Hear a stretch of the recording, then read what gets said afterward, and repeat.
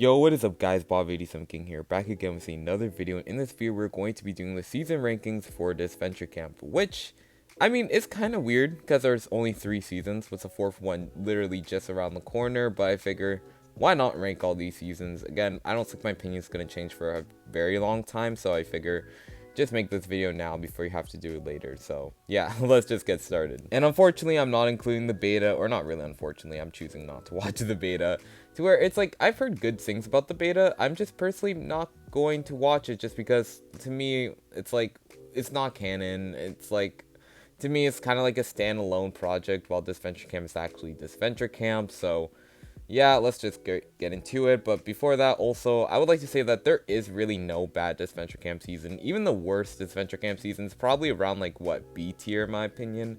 Probably, if I was ranking them with the Toll Drama seasons, I think the worst season's probably around the Pocket Tail Revenge of the Island spot, which is, like, kind of like the middle of the list. So yeah, without further ado, in dead last, we do have Season 2. And I do really like Season 2. I think Season 2's cast was a very easy cast to get into. I feel like it was much more easier to connect with these characters.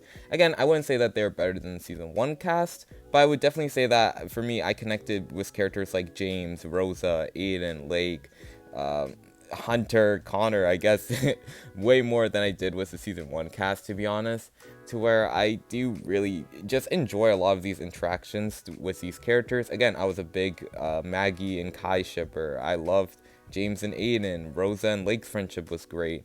I think Rhea and Carol's friendship was something interesting. Again, despite me not caring about Rhea in Season 2, it was at least something nice to see.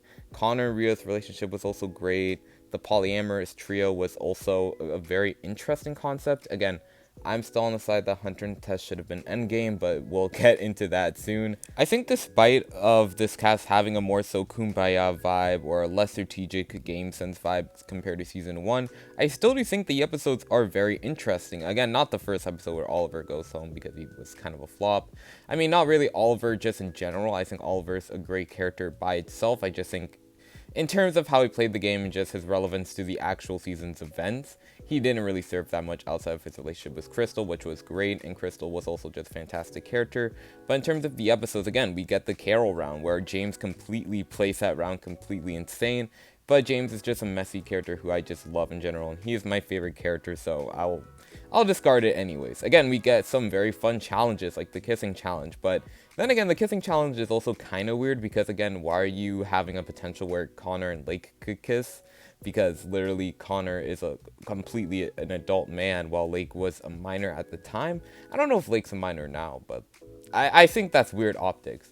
And I also think the truth challenge, where you kind of have to, like, the Revenge of the Island challenge, where Crystal just reveals stuff about them, is also a fun challenge. But then again, it's kind of icky by the fact that she would have, like, outed Aiden as trans, which is just not a great look. Again, we get the Kai round, which was fun because Kai and Yule get into this massive argument. Again, I think the pre-merge had a lot of fun moments, and once we get to the merge, obviously things do kind of dial down, just because we know the bottom 3 are going to be the polyamorous relationship, which was fun while it lasted. Again, Team Hunter and Tess. But again, Hunter and Allie did have their moments, and I do think their development altogether was pretty fun to watch. And despite me not being that invested in their story, because I was more invested into Jaden, I still do like them. But once Carol returns and she gives immunity to Hunter and Allie, I do think we get a very fun and messy vote with the Lake blindside, which was very fun to watch. Again, we get the Carol medevac, which I think just kind of sucked. And again, I don't really pay attention too much about the voice actor drama, but I do know Carol's voice actor was kind of a not so great person, allegedly, based on what I know. So I feel like maybe that's why they kind of had to medically evacuate her or something like that. So yeah, there's that.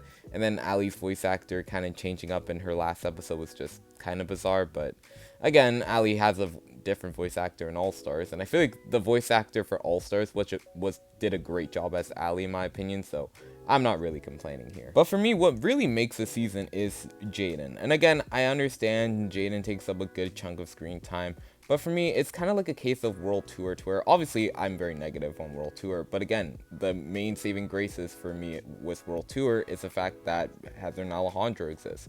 And same thing with Jaden here. Again, Jaden has a really nice development, and again, I feel like at first, seeing Aiden pretty much very much dislike James until obviously James poisons Yule instead of Aiden, and then Aiden and James have that moment in the rain challenge to where they end up cuddling because Aiden's afraid of thunder. Again, they have a lot of cute moments throughout the entire season, and that ending of them just saying like, "You're everything I ever wanted," it was really sweet, and I feel like James's win really does encapsulate the season great.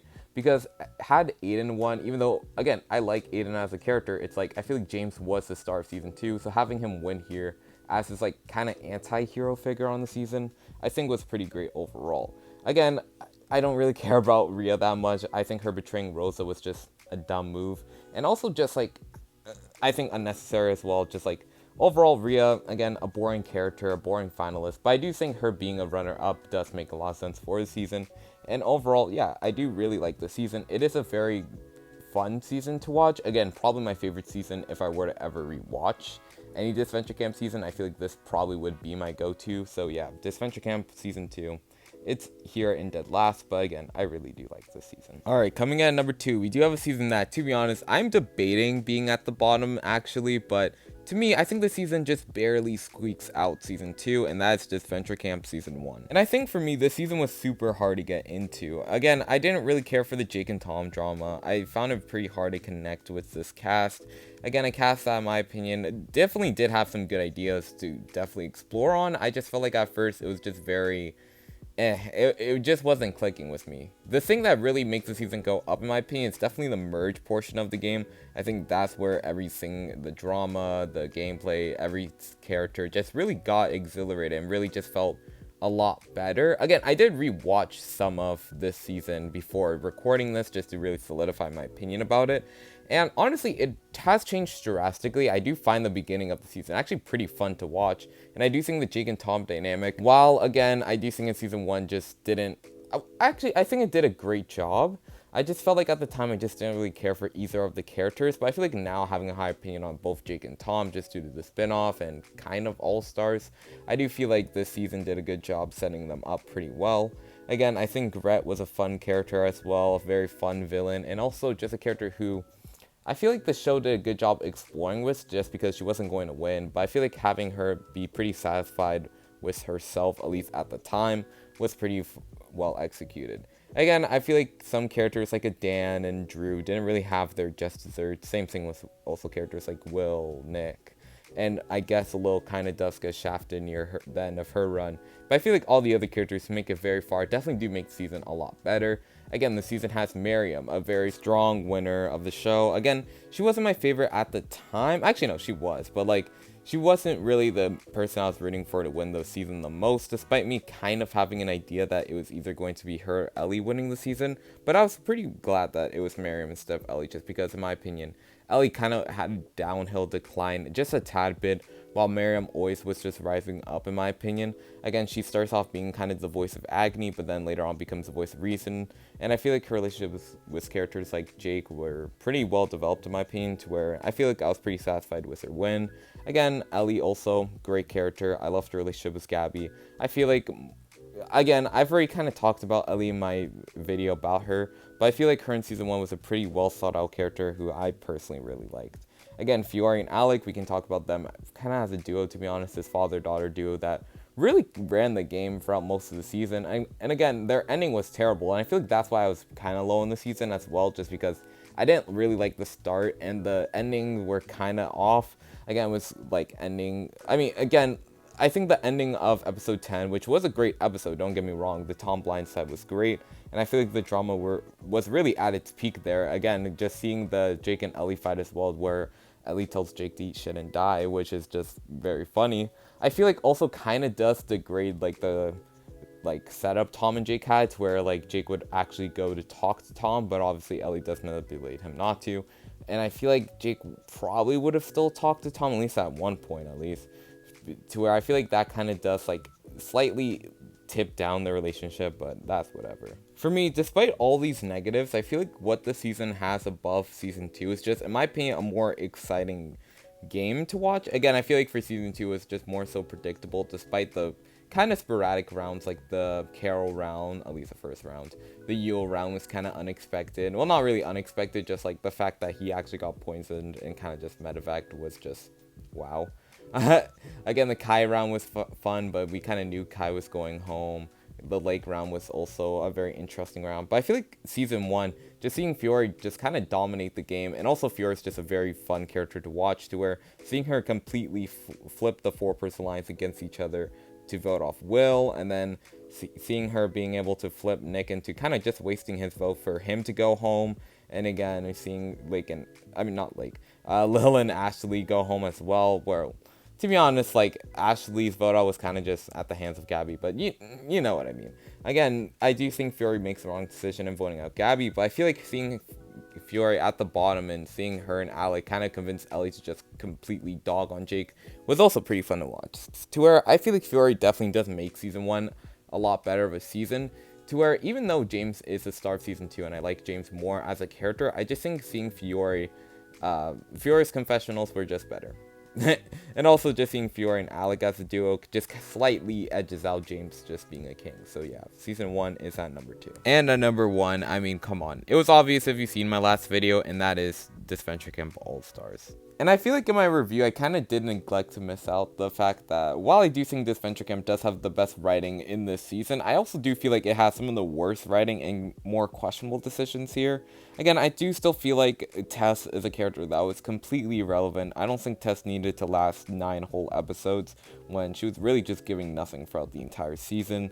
Again, I think Tess is just kind of a nothing character, and kind of was worse here than she was in season 2, where in season 2 she wasn't even trying to be a good character or good TV, but she provided those two things in season 2. So yeah, I also do feel like I also did feel like the finalists of Jake and Rhea, I feel like more so all those characters were made to just be Jake and Rhea's like fodder, essentially. Again, you can't talk about Connor without talking about Rhea. You can't talk about Tom without talking about Jake. You can't talk about Alec. I mean, you can't talk about Alec without talking about Rhea, but I feel like Rhea is also a big extension to Alec's character. Again, I just feel like, I was excited to see what Tom could do on his own, because I feel like Tom's a character that was kind of just himbonized. I don't think that's a real word, but it's like, I feel like Tom was definitely himbonized in my opinion, to where, again, he did have his goofy moments in season 1, but I feel like in All-Stars, it just was really, like, flanderized in my opinion, to where I feel like Tom was a little bit more emotionally intelligent in season 1. And I feel like for Connor as well, while I'm not the biggest Connor fan anyways, I feel like Connor could have been a more independent character without Rhea. That being said though, I do still really enjoy the season. Again, I enjoy the heroes vs villains rivalry. I enjoy seeing Yule as a character. Again, I think Yule's a terrible person, but I feel like Yule and Gret's dynamic was very interesting to watch, and then seeing Gret break up with Yule was just also equally as satisfying. Again, seeing Gret and Gabby become friends was great. Gabby's just a very wholesome character. Ellie's run in the pre-merge as this pre-merge antagonist was very fun to watch. Again, I'm not the biggest fan of Rhea overall as a character, but I feel like Rhea in All-Stars is a character that I'm kind of slowly warming up to. Again, I do think Rhea's just a better version of Courtney from Total Drama, but again, I think Rhea's just a character who I feel like I like the ending of Rhea. Again, despite me hating Rhea's win at the time, I do still, well, not hating, but it's like I wasn't satisfied with her win. Again, what separates her from like a winner like Wayne is the fact that I feel like with Rhea winning, it actually means something here. Again, with Rhea winning, meaning that she may have won the money, like Rosa said, but she will not like have any friends after the show, and I'm glad that's what actually happened. Again, we also see a lot of great friendships happen. Like, I was a big fan of the Jake and Aiden relationship. I love seeing Allie and Hunter's relationship kind of fall apart, but then they actually get back together. Again, despite Allie just being kind of really annoying to Hunter, actually, I do feel like them being together at the end was kind of at least warranted, to where it's like, I'm just kind of fine with them as a ship overall. But I feel like Allie's just a character who, once again, was just kind of poorly written.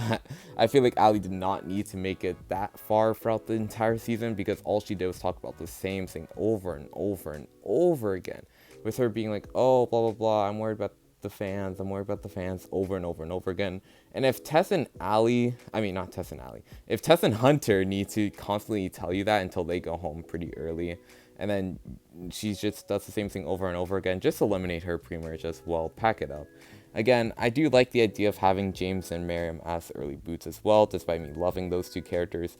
I just feel like the season did most things right, and while obviously some characters were, I guess, poorly written, or not really poorly written, they just had a poor elimination, that doesn't take away from the fact that the season did leave a lasting impression on me to where I am very emotionally attached to this season. So yeah, Ulsters is at number 1. And that's a video. Thank you guys so much for watching. I will do a season ranking for Total Drama with a little bit of a twist. I will not spoil that yet, but expect that video relatively soon.